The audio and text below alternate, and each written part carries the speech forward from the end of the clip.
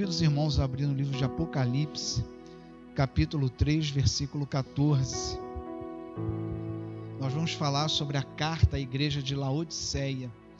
Algumas igrejas eu pulei, se você for ver a ordem do livro do Apocalipse, eu pulei umas 2 ou 3 igrejas, porque a carta está tratando de assuntos que eu já trouxe aqui nas outras igrejas. Então você pode ler em casa e você vai ver que está tudo dentro de assuntos que eu já preguei aqui, já falei quando eu falei das 3 primeiras igrejas, porque são problemas, né, e qualidades reincidentes. Uma igreja pega uma de uma, outra de outra, então eu tive lendo e falei, se eu levar vai ficar um pouco repetitivo, então eu estou pulando para a igreja de Laodiceia. Tem alguns pontos aqui que eu já falei nas outras igrejas, mas tem um ponto aqui que eu quero falar com vocês hoje, que eu acho fundamental, então eu estou trazendo essa carta à igreja de Laodiceia. Apocalipse capítulo 3, versículo 14 a 22. Todos acharam? Convido a igreja a ficar de pé.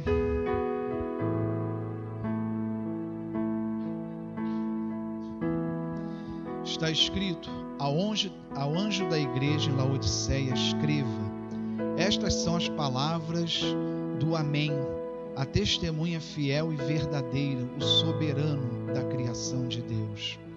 Conheço as suas obras, sei que você não é frio nem quente. Melhor seria que você fosse frio ou quente. Assim, porque você é morno, nem frio nem quente, estou a ponto de vomitá-lo da minha boca. Você diz: estou rico, adquiri riquezas e não preciso de nada. Não reconhece, porém, que é miserável, digno de compaixão, pobre e cego, e que está nu. Dou-lhe este conselho: compre de mim ouro refinado no fogo e você se tornará rico.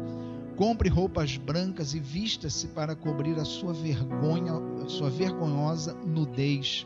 E compre colírio para ungir os seus olhos e poder enxergar. Repreendo e disciplino aqueles que eu amo. Por isso, seja diligente e arrependa-se. Eis que estou à porta e bato. Se alguém ouvir a minha voz e abrir a porta, entrarei e cearei com ele, e ele comigo. Ao vencedor darei o direito de sentar-se comigo em meu trono, assim como eu também venci e sentei-me com meu Pai em seu trono. Aquele que tem ouvidos, ouça o que o Espírito diz às igrejas. Glorificado, Senhor, seja o teu nome pela proclamação da tua palavra. Fala aos nossos corações, Senhor. Usa a minha vida como instrumento nas tuas mãos. Amém. Podeis assentar.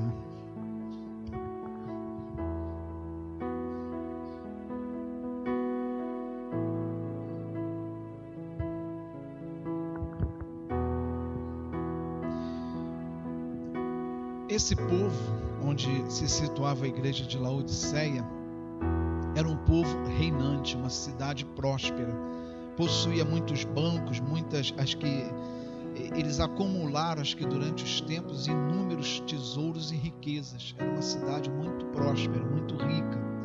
Possuía lã preta, que era uma lã rara, e era procurada por pessoas que tinham dinheiro, então tinha um comércio muito forte.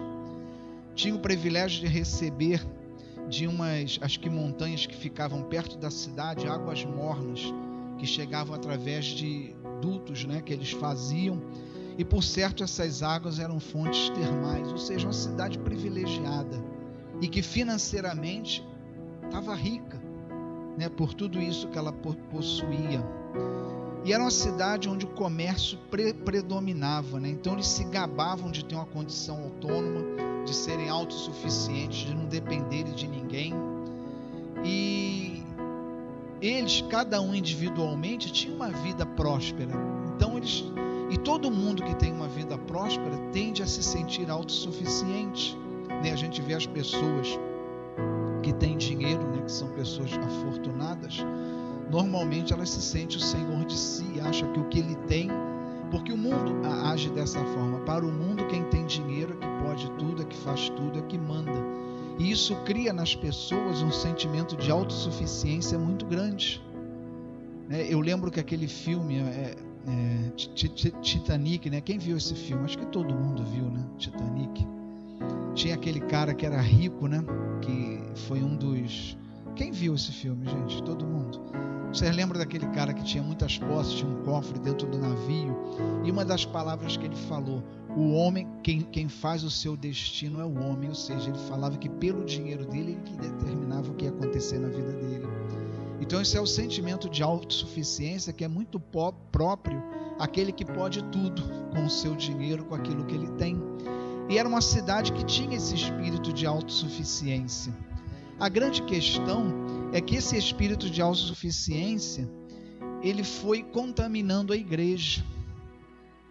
E Jesus fala aqui, olha, vocês se consideram muito ricos, autossuficientes, mas vocês são pobres, vocês são miseráveis. O termo até que ele usa aqui, né?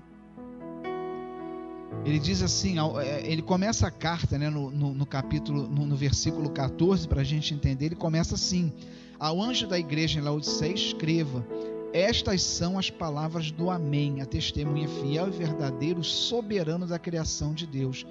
A palavra Amém aqui, ela quer dizer em hebraico, significa o que é verdade. Por isso que a gente fala Amém. Quando você está falando Amém, tu está falando é verdade, concordo. Em hebraico, a palavra Amém quer dizer é verdade. Então, quando Jesus se denomina aqui como Amém, ele está dizendo aquele que é verdade, aquele que é verdadeiro, aquele que é de verdade. E no versículo 15 ele vem: conheço as suas obras, sei que você não é frio nem quente. Melhor seria que você fosse frio ou quente. Assim, porque você é morno, nem frio nem quente, estou a ponto de vomitá-lo da minha boca. Assim, porque você é morno, nem frio nem quente, estou a ponto de vomitá-lo da minha boca. Olha o que ele está dizendo, uma coisa muito forte. Ou seja, o que Jesus está dizendo aqui? Olha, para você ser um cristão morno, é preferível que não seja, porque ele abomina aquele que se faz ser e não é.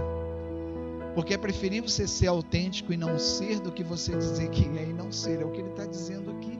Era uma igreja forte financeiramente, porque era uma cidade forte, pessoas de posse, mas que espiritualmente eram pobres, vazios.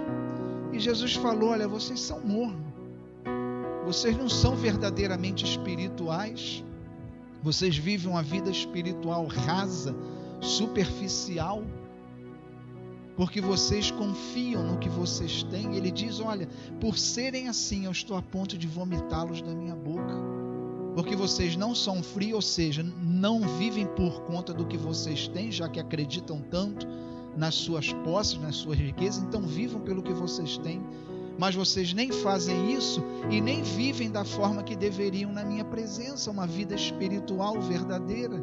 Mas vocês tentam conciliar uma coisa com a outra, querem ser igreja pelas suas, fazer igreja pelo dinheiro que você tem ou pelas posses que você tem, mas não uma igreja viva, feita pela sua espiritualidade.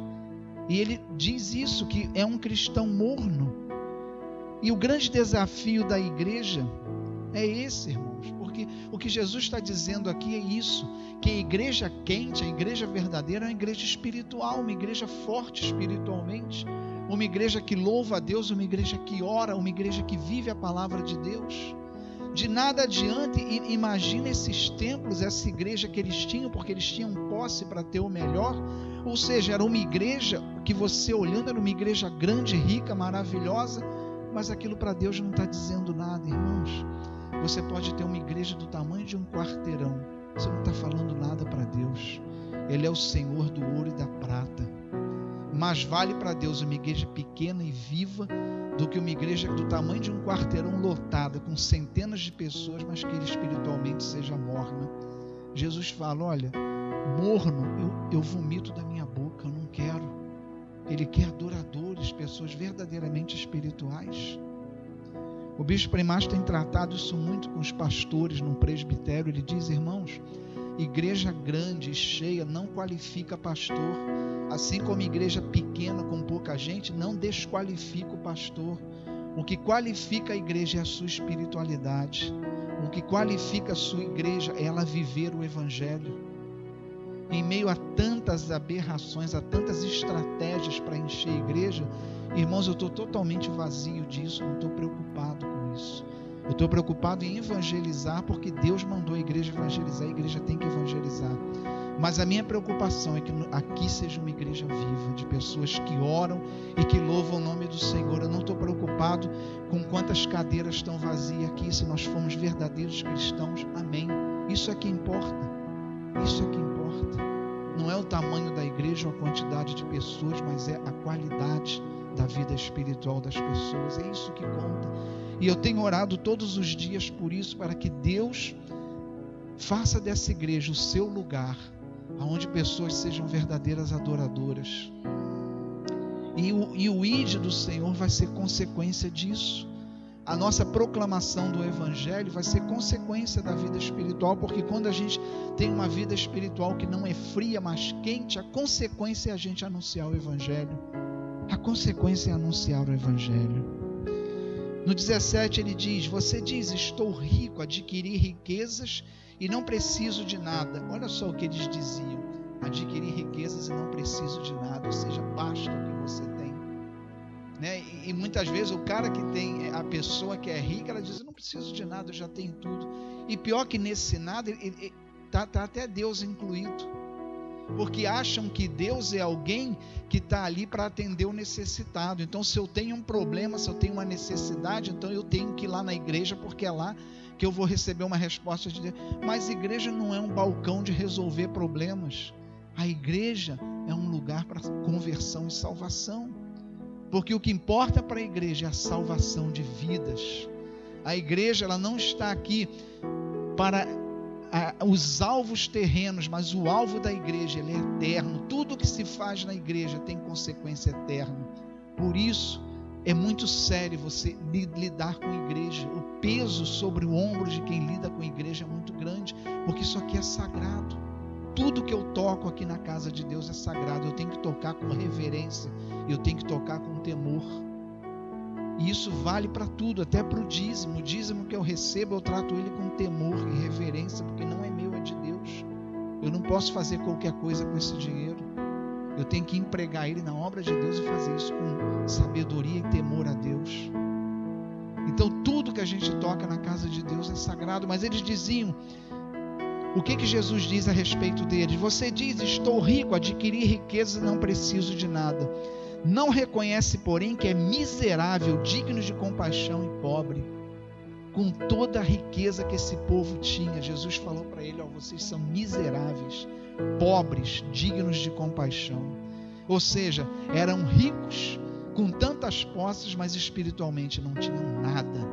Eram pobres. Deus nos chama a sermos ricos espiritualmente. E é uma riqueza que Deus dá abundantemente àquele que busca. Aquele que busca o Senhor, aquele que busca uma vida espiritual fervorosa diante de Deus, na oração, na leitura da palavra, na presença, na comunhão dos santos na igreja, Deus dá abundantemente. Deus não é um Deus que dá pingado ou em gotas. Deus dá abundantemente para aquele que busca. Então Deus nos chama a sermos ricos espiritualmente. E Ele, pela graça dEle, Ele nos concede tudo que a gente precisa para isso. Basta a gente querer e buscar. A verdade, irmãos, é que as riquezas do mundo têm enchido os olhos das pessoas. E, infelizmente, irmãos, a igreja de Cristo, ela vive numa situação hoje desvalorizada pelo mundo por aquilo que ela mesma faz. Essa é a verdade, a gente tem que reconhecer isso. Porque as poucas igrejas que aparecem para o mundo, são aquelas que têm acesso à mídia, se corromperam na mídia. E quem nunca botou os pés numa igreja, generaliza como se toda a igreja fosse aquilo que ele está vendo. E nós vemos verdadeiras aberrações. Ontem eu estava ouvindo no rádio algo que eu fiquei abismado. Na rádio, o locutor falando, ele não quis dizer o nome do pastor, mas ele falou: olha, eu já vi esse pastor fazer outras aberrações, essa foi mais uma delas. Ele criou lá o beijo ungido, o beijo ungido. Sabe onde é o beijo? Na boca. E esse beijo ungido era só para mulheres, ele não beijava homem não, o homem não tinha direito. Irmãos, a igreja lotada,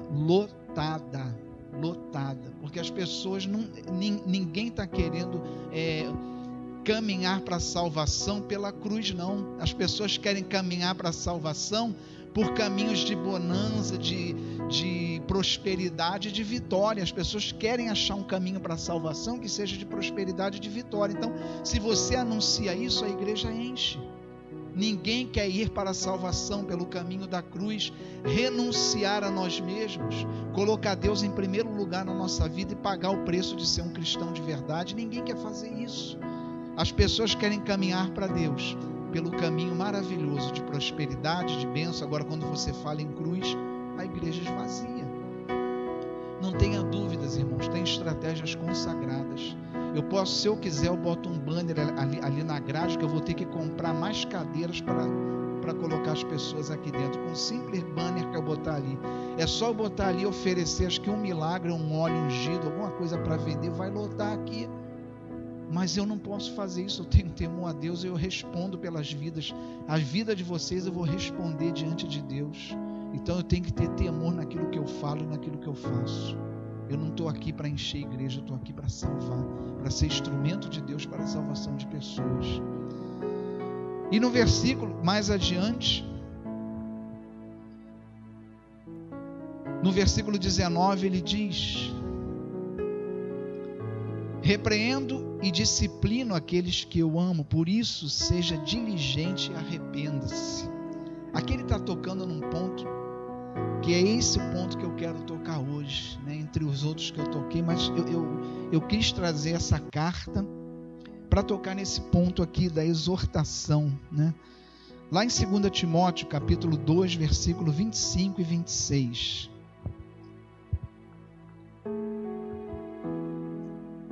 Vou trazer algumas passagens aqui que falam de exortar. 2 Timóteo, capítulo 2, versículo 25 e 26, já está ali na tela. Diz assim: deves saber corrigir com mansidão os que se te opõem, na expectativa de que Deus lhe conceda arrependimento, conduzindo-os ao pleno conhecimento da verdade, para que dessa maneira retornem ao bom senso e se livrem da armadilha do diabo que os capturou, a fim de agirem conforme a sua vontade.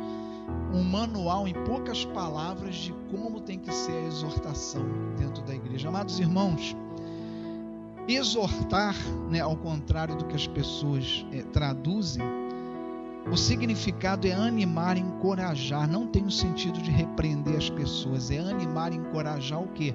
A voltar aos caminhos, a voltar para a palavra de Deus.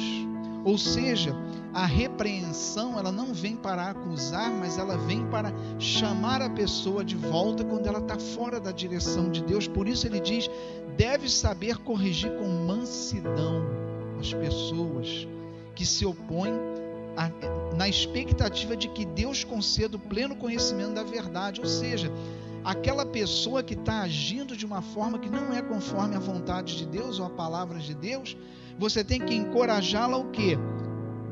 A voltar à palavra, a fim de que Deus conceda arrependimento e conduza ao pleno conhecimento da verdade. Ou seja, fazer aquela pessoa enxergar a verdade, não enxergar o que a gente pensa, o que a gente quer, mas enxergar a verdade.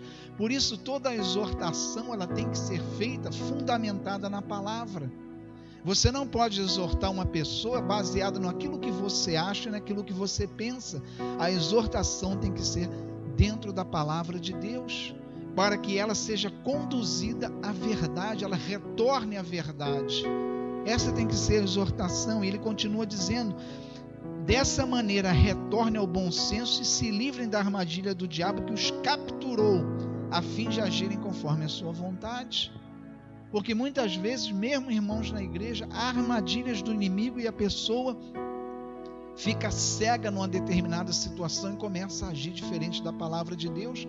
E a igreja, ela tem que chamar essa pessoa, exortar com mansidão em cima da palavra, para que ela possa vislumbrar novamente a palavra através do poder do Espírito e retorne para a verdade. Mateus 18, de 15 a 17. Mateus 18, de 15 a 17.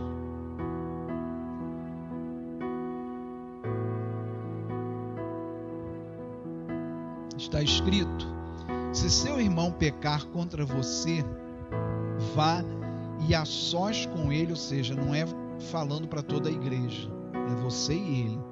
Vá e a sós com ele, mostre-lhe o erro. Se ele o ouvir, você ganhou o seu irmão. Então esse tem que ser o objetivo quando você vai falar com o irmão, é ganhar ele. Não é despejar a sua mágoa, despejar o seu descontentamento, mas o objetivo é o quê? Ganhar o irmão. Então ele diz aqui: se o seu irmão pecar contra você, vá e a sós com ele, ou seja, não é se você se sentiu que o irmão fez alguma coisa contra você, você sai falando para a igreja toda e não fala com o irmão. Mostre-lhe o erro. Se ele ouvir, você ganhou o seu irmão. Mas se ele não ouvir, leve consigo mais um ou dois outros, de modo que qualquer acusação seja confirmada pelo depoimento de 2 ou 3 pessoas. Por que isso? Porque às vezes você acha que a pessoa, e por isso tem que ser fundamentado na palavra, porque não é o que eu acho, mas é o que a palavra diz. Então, se a pessoa, mesmo você em cima da palavra, a pessoa não aceitou, que você leve mais pessoas, mais 1 ou 2 pessoas. E ele continua. Isso, gente, foi uma orientação lá para o começo da igreja. Depois vou falar sobre isso, essa realidade hoje dentro da igreja, mas no começo era assim. Se ele se recusar a ouvi-los, conte à igreja. E se ele se recusar a ouvir também a igreja, trate como um pagão ou publicano. Quando ele diz aqui, conte à igreja, é o anjo da igreja, o pastor. Se for necessário, levar o pastor. E se ele não ouvir o pastor, então ele está dizendo, trate como um pagão e um publicano. Ou seja, ele não é mais cristão, não é mais dentro do quadro da igreja. Hebreus 13, 17. Hebreus 13, 17.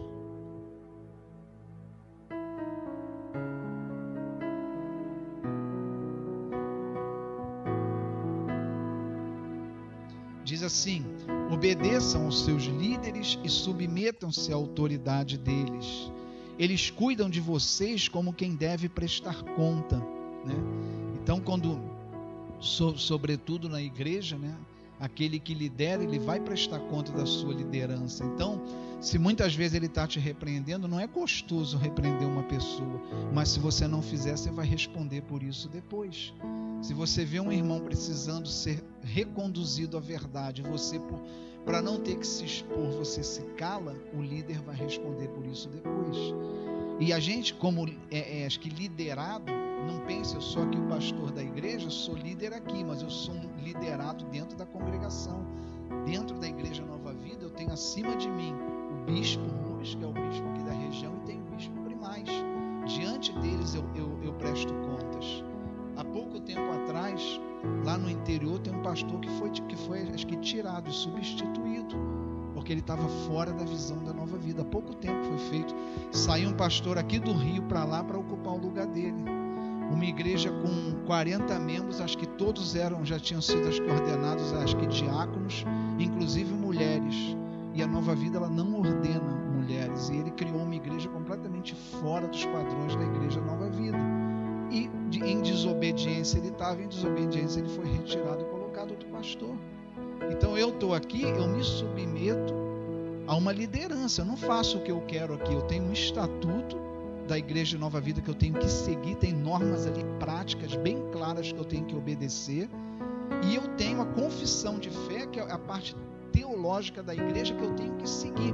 Eu não posso pregar algo aqui que seja contrário ao que diz a declaração de fé da Igreja de Nova Vida. Eu não posso. Agora em agosto eu vou ficar fora 4 dias. Todo ano a gente fica em agosto fora para fazer retiro dos pastores. Ao terminar o retiro, eu vou lá para a catedral, vou chegar na sexta-feira de manhã e à noite eu vou lá para a catedral para assinar a aliança. Quando eu assino aquilo ali, eu estou dizendo que eu me submeto e concordo com o estatuto da igreja e com a confissão de fé. Eu estou assinando aquilo, me comprometendo. O bispo, ele não vem aqui na igreja para ver se eu estou cumprindo, mas eu estou dando a minha palavra ali diante dele, que eu vou me submeter ao estatuto e vou me submeter à confissão de fé. A confissão de fé é o lado teológico, é aquilo que a gente crê. E o estatuto são as normas práticas da igreja que eu tenho que obedecer. Então, quando eu exerço uma liderança na igreja, eu estou exercendo como um liderado, como alguém que tem que fazer algo para levar a pessoa à verdade e conduzir-la dentro da doutrina da igreja. Porque a doutrina é algo muito importante. Se a gente não tem uma doutrina na igreja, não tem uma confissão de fé, a gente perde a nossa identidade. A gente perde a nossa identidade. Por isso que é complicado quando a pessoa ela vai a várias igrejas e não se firma em nenhuma, porque as doutrinas são diferentes. E você vai formar na cabeça uma colcha de retalhos que no fim não vai ter uma lógica, porque são doutrinas diferentes. Não que seja uma errada ou outra não, mas são diferentes. Então, a gente, o que está pedindo aqui? Que o submetido ele olhe para a autoridade que está exercendo a ele uma repreensão como alguém que vai prestar conta pelo que está fazendo e que tem que fazer. E ele diz assim: obedeçam-lhes para que o trabalho deles seja uma alegria e não um peso, pois isso não seria proveitoso para vocês. Ora, se aquele que está à frente, se aquele que está liderando, seja o pastor da igreja ou alguém dentro de um ministério, se ele tem que lidar com desobediência, com divisão, quem deixa de ser abençoado é o liderado, porque a pessoa não vai conseguir exercer liderança. Sem exercer liderança, ela não pode direcionar as pessoas e vai ficar todo mundo perdido. Se aquele que tem a direção, se aquele que foi preparado para me liderar e me dar o caminho, se eu desobedeço a ele, se eu não permito que ele exerça, quem está perdendo sou eu, porque eu não vou ter quem me coloque no caminho. Eu ouvi numa das aulas lá no meu curso, no curso que eu fiz de preparação para pastor, uma das coisas que foi dito foi isso: Deus nunca, tudo que Deus quiser para a tua vida, Ele vai falar através do seu líder. E é verdade. O Espírito de Deus, ele não pode falar para eu fazer uma coisa e dizer ao meu líder que eu tenho que fazer outra, senão o Espírito estaria se contradizendo. O Espírito não vai agir contra si mesmo. Eu não posso chegar, não, o Primário falou isso, mas não é assim não, vou fazer de outra forma. Com certeza não é de Deus, porque Deus não vai falar de uma forma a ele e de outra forma para mim. O Espírito é o mesmo, é nisso que consiste a unidade da igreja, em que é um único Espírito que age em todos para a mesma obra. Carta aos Efésios, de Paulo aos Efésios, capítulo 4, versículo 11.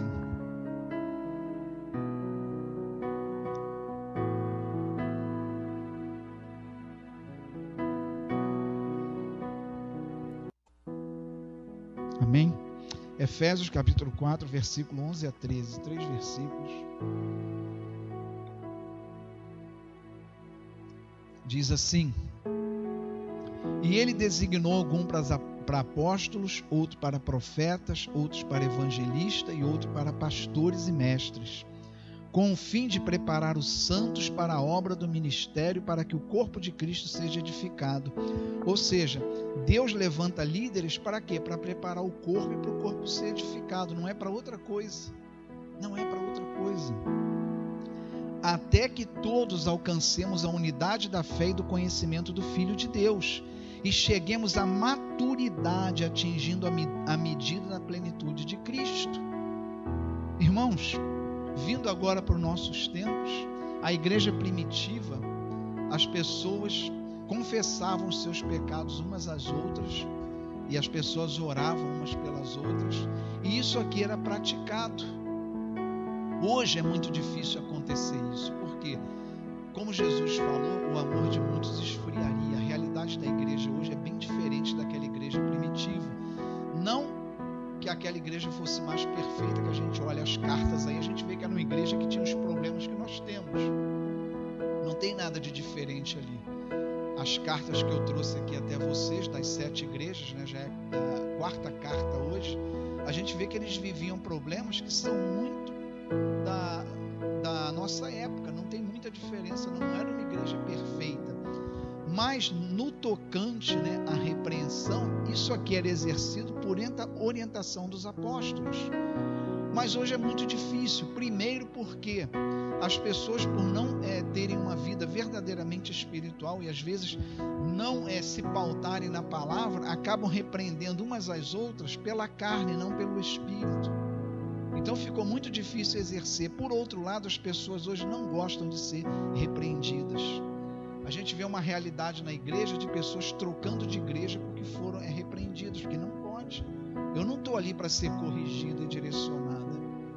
Mas se eu já estou perfeito, então vou para o céu. Você não tem que estar na igreja se você já atingiu a perfeição de Cristo.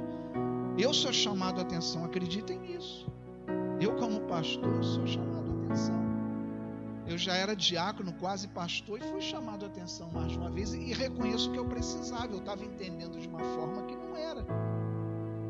Né? Nós temos a nossa roda de pastores, que são os pastores aqui da Igreja Filha. Nós temos 3 reuniões, para você ver. Toda semana eu estou lá na Barra, acho que Catedral, para o Bispo Primaz, ele faz uma ministração para a gente. E muitas vezes o que ele fala, eu tenho que mudar. Eu estou vendo de uma forma, ele vai lá, é assim. E eu tenho que mudar, porque eu tenho que andar conforme aquele que me lidera. E eu entendo que aquilo é de Deus e eu tenho que receber. Fora isso, todo mês eu me reúno com os pastores aqui de todas as igrejas que são filhas da igreja de Mesquita. É a roda de pastores. Vou estar lá amanhã, feriado, vou estar lá à noite na roda de pastores. Onde a gente conversa também sobre problemas da nossa igreja e um vai ajudando o outro. Além disso, nós temos também o café da manhã de pastores em Nova Iguaçu, todas as igrejas aqui da região com o Bispo Rubens, onde ele conversa com a gente, quando é necessário, chama a nossa atenção e muita coisa a gente tem que mudar. Gente, se a gente não aceitar isso, a gente não cresce espiritualmente, a gente não cresce. Evidentemente, a repreensão ela tem que ser dentro da palavra de Deus e não ser um desabafo, porque muitas pessoas vão repreender e despeja os seus sentimentos doloridos acerca do que aconteceu, mas a gente não está aqui, a gente está aqui para repreender na mansidão e dentro da palavra de Deus. Mas é necessário sim, mas a igreja hoje ela reluta muito quanto repreensão. Pessoas não aceitam mais repreensão, porque nós vivemos numa crise de autoridade, que parte das famílias não existe mais autoridade. O modelo de família que Cristo criou, que Deus criou lá no Éden, compreende a autoridade. Sem autoridade, sem exercício de autoridade, não há como ser pai e mãe dentro daquilo que Deus estabeleceu. Sem o exercício da autoridade, não há como o marido ser o cabeça da família e ser aquele que está à frente cuidando da família da forma que Deus projetou. Mas o inimigo atacou a família e colocou por terra a autoridade. E isso refletiu que tudo que acontece na família vai ter desdobramento na sociedade, na igreja. Por que o inimigo ataca violentamente a família? Porque ele sabe que a célula, o que ele fizer na família, vai ter eco na sociedade e na igreja. E a gente vê isso nas escolas, a queixa é a mesma, em todas as escolas. Alunos que não respeitam o professor, não respeitam a autoridade, porque nunca foram ensinados a respeitar uma autoridade. Porque os filhos hoje, os pais que obedecem aos filhos. Eu ouvi, nunca esqueci isso, de um pastor e psicólogo, Luiz Tomás. Ele disse isso: olha, nós somos a última geração que obedeceu os pais e a primeira que obedece os filhos. A gente está vivendo essa transição. Eu ainda obedeci o meu pai. Ele falou, nós somos a última geração que obedeceu os pais, porque a geração de hoje não obedece mais. E a primeira geração que está obedecendo os filhos. E isso tem ido para os colégios. Ninguém respeita mais o professor, faz o que quer. E se a professora for castigar, os pais vêm para tomar as dores do filho. Não vem, porque o meu pai, quando eu era repreendido, ele falou, olha, se você ficar de castigo no colégio, quando chegar aqui, tu apanha. Porque eu não quero nem saber o que tu fez, mas se você ficou de castigo, tu fez alguma coisa errada. Então eu sabia que eu não tinha apoio em casa não. Se eu aprontasse, eu ia ficar de castigo, eu ainda ia apanhar. Mas hoje não. Se repreende um aluno, acabou a aula, tá o pai na porta, porque já liga no celular e o pai vem, o que você fez com meu filho? O filho está certo, não é o professor não, é o filho que está certo. E essa é a realidade. Irmãos, isso vem para dentro da igreja. As pessoas estão vivendo essa realidade, não aceitam ser repreendidas. Então eu vou ser cristão da forma que eu quero, estar na igreja da forma que eu quero, e tudo bem. E se alguém falar alguma coisa, eu não aceito. Aí a pessoa vem com aquilo, você está me julgando, é bem diferente. Hoje as pessoas estão usando isso para não aceitar a repreensão, ele está me julgando. Julgar é diferente de você repreender. Por isso hoje a igreja tem exercido essa liderança e essa repreensão através de pastores, porque está complicado hoje você repassar isso para a igreja por causa do espírito que reina na igreja, de pessoas que estão corrigindo pela carne, não pelo espírito, sem estar pautadas na palavra de Deus, ou muitas vezes fazendo disso uma oportunidade para extravasar a mágoa, né? Quando a verdade, você tem que tirar a sua emoção disso, e o seu eu, e você tem que ser instrumento de Deus para conduzir a pessoa à verdade. O desejo é de trazer a pessoa para o evangelho, não é de você desabafar ou ficar quite com o que a pessoa fez com você. Então, no decorrer dos tempos, o peso dessa correção, o peso dessa exortação está sobre o ombro dos pastores, para que isso seja exercido da forma certa. Mas é necessário que a igreja entenda que, se for necessário, o pastor tem que exortar. E isso não é julgar. Julgar é diferente. Se eu chego para um irmão e digo: irmão, olha só, deixa eu falar com o irmão, isso que o irmão está fazendo não está conforme a palavra. Olha aqui, a palavra diz isso, a nossa doutrina da nova vida determina assim, por isso, isso e isso. Então pensa direitinho, vamos retornar a caminhar dessa forma. Isso é uma repreensão para trazer a pessoa de volta para o evangelho. Isso é uma repreensão que é exercida para trazer a pessoa de volta para o evangelho. Mas a pessoa tem que receber isso como uma orientação, como colocar a pessoa no rumo certo. Mas é difícil hoje, porque se você repreende, a pessoa está julgando. Isso não é julgamento. Você apontar algo que não está conforme a palavra de Deus não é julgar. Julgar é eu falar: olha, você fez isso, você é isso está condenado e sai daqui. Isso aí é julgar. Isso é julgar. Quando eu dou uma sentença em cima do que a pessoa faz, eu estou julgando. Isso é julgamento. Eu estou dizendo: você está condenado ou absolvido. Isso é julgamento. Isso quem faz é Deus. Agora, você vê uma pessoa fora da palavra de Deus ou da doutrina, e você chamar ela, reconduzir ela, isso não é julgar em momento nenhum. Não há julgamento aí. Aí há a exortação, que é algo que Paulo orienta a igreja a fazer, e que Cristo orientou as igrejas da Ásia a fazer através do livro de Apocalipse. É algo bíblico e necessário para a igreja. Porque, sobretudo, o pastor, eu vou responder, eu repito isso, todo pastor responde pelas vidas que estão aos seus cuidados. E eu não posso ser omisso nisso, não posso. Mas a igreja precisa entender que é algo necessário, mas há uma relutância tão grande com isso hoje, que as pessoas não querem ser repreendidas. Cada um tem a sua verdade. O que eu penso é a verdade, eu estou certo, acabou. As pessoas agem dessa forma. Ninguém quer se submeter à verdade, à palavra. A palavra eu aceito, mas passando pelo crivo do que eu acho, e não aceitá-la verdadeiramente, implicando nas mudanças que tiver que ter na minha vida, todas as mudanças que forem necessárias na minha vida. E a igreja precisa retomar. Sem isso, irmãos, a igreja perde o rumo, né? E a gente vê às vezes dentro da igreja caminhos tão diferentes dentro da mesma igreja, porque está faltando a direção. Chamar, repreender e falar: irmão, o caminho é esse, está fora. Porque as pessoas erram não é por maldade ou por desleixo, mas é por desconhecimento. E você precisa levar as pessoas ao conhecimento da verdade. Irmãos, essa é a verdade, não está conforme. E quem faz isso hoje? Pesa sobre o ombro do pastor fazer isso. Mas é algo que a gente faz às vezes com tanto pesar, com tanta dificuldade, porque os corações não estão prontos para isso. O mundo criou uma forma, né, de enxergar a exortação completamente negativa, né? Completamente negativa. Então, a gente vê pessoas trocando de igreja porque foram chamadas a atenção por algo que elas estavam erradas. Por isso, hoje, quando uma pessoa entra na igreja, o pastor, e isso está no estatuto da igreja, por isso tem um estatuto aqui, eu tenho que seguir, eu tenho que me informar sobre a igreja que ela veio. Falou, ou ela trazer uma carta, ou eu vou entrar em contato com o pastor e saber o que houve aí, porque ela saiu. Porque eu tenho que saber, porque às vezes a pessoa em desobediência ela veio para outra igreja, eu tenho que saber disso. Muitas vezes até da própria igreja de Nova Vida, né? Aconteceu lá, o John estava contando que ele num gabinete com um membro que acabou de entrar, ele descobriu que ele veio de uma outra Nova Vida, criou uma confusão lá, foi repreendido, saiu em desobediência e foi para lá. Ele falou, não pode entrar aqui não, você volta lá e vai se corrigir lá e vai resolver a tua situação lá. Depois, se você quiser vir com uma carta, com um abono, você vem.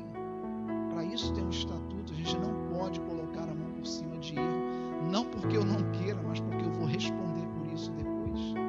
E a gente tem que aceitar isso como algo que é para o nosso crescimento. E Paulo fala, isso é para edificação do corpo. Isso é para edificação do corpo. A gente precisa retomar, né? A questão, a palavra aqui, quando fala em obedeça os seus líderes, está falando até de líder da vida, acho que secular também. A palavra diz para a gente orar pelos nossos líderes, orar por eles, porque são pessoas que Deus levantou para dar direção na nossa vida. Ainda que sejam ímpios, e a gente reconhece que o caminho deles não é de Deus, se a gente é empregado deles, a gente tem que obedecer. A palavra manda fazer isso, obedecer. É uma palavra, irmãos, que tocou no meu coração de trazer, porque é algo muito crítico na igreja hoje. A gente que está à frente de igreja, e eu estou sempre conversando com tantos pastores, a gente escuta isso todo dia. A pessoa errada, você chama no gabinete com todo carinho, mostra a verdade, mas porque chamou a atenção dela, ela vai embora e acabou. Paciência, a gente não pode deixar de edificar o corpo por causa disso. Amém? Vou virar de costas, né? Amém, igreja? Amém. Glória a Deus, você ficar à vontade para não dizer amém. Amém? Vamos orar, pedir a Deus que, Senhor, nós te pedimos que essa palavra fique em nosso coração e não seja roubada, Senhor, e que venha edificar a igreja. Nós agradecemos por esse momento na tua presença e te pedimos, Senhor, abençoa o nosso dia, Senhor. Que o nosso dia hoje não seja conforme as circunstâncias, mas que seja conforme a tua vontade. Abençoa, Senhor, o culto da noite desde já, e cada coração, Senhor, que estará aqui presente, vai preparando para essa noite. Abençoa o diácono Daniel, Senhor, vai preparando o coração dele para essa noite. Abençoa a minha sobrinha, abençoa a minha vida, da minha esposa, minha família, Senhor, que estaremos presentes. Tu sabes, Senhor, da necessidade de estarmos lá por todo o quadro, né, que a minha sobrinha está vivendo. E eu peço, Senhor, que o Senhor esteja presente, porque a obra não é minha, Senhor, mas ela é tua. E independente da minha presença ou não, eu creio que tu ages poderosamente. Que a bênção de Deus Pai, Filho e Espírito Santo desça sobre nós e permaneça para sempre. Amém.